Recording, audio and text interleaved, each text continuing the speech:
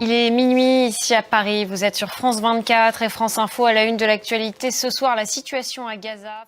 Au Proche-Orient, Gaza, toujours sous les bombes, Israël intensifie encore son offensive dans l'enclave palestinienne. Tsahal déclare vouloir s'emparer de nouveaux territoires. Ce mardi, au moins 44 personnes ont été tuées dans des frappes. Il s'agit en majorité de femmes et d'enfants, selon la défense civile palestinienne. Cécile Galuccio. Et face à l'intensification de son offensive, Israël est de plus en plus sous pression des Occidentaux. Londres a décidé de convoquer l'ambassadrice israélienne et de suspendre des négociations bilatérales sur un accord de libre-échange.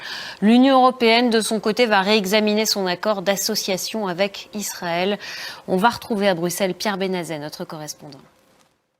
L'Union européenne qui met Israël sous pression et qui a décidé tout à l'heure de lever toutes les sanctions économiques contre la Syrie. L'actualité en France, ce mardi, le Var a été frappé par de violents orages et une brusque montée des eaux. Au moins 3 personnes ont été tuées. Regardez ce reportage dans la station balnéaire du Lavandou, signé de nos confrères de France 2.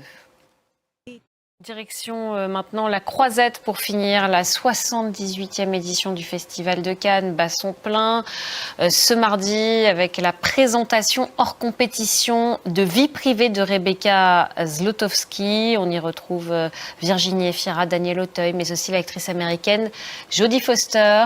Louise Dupont est à Cannes pour France 24. Voilà, c'est la fin de cette édition. On va se quitter justement sur des images du tapis rouge à Cannes.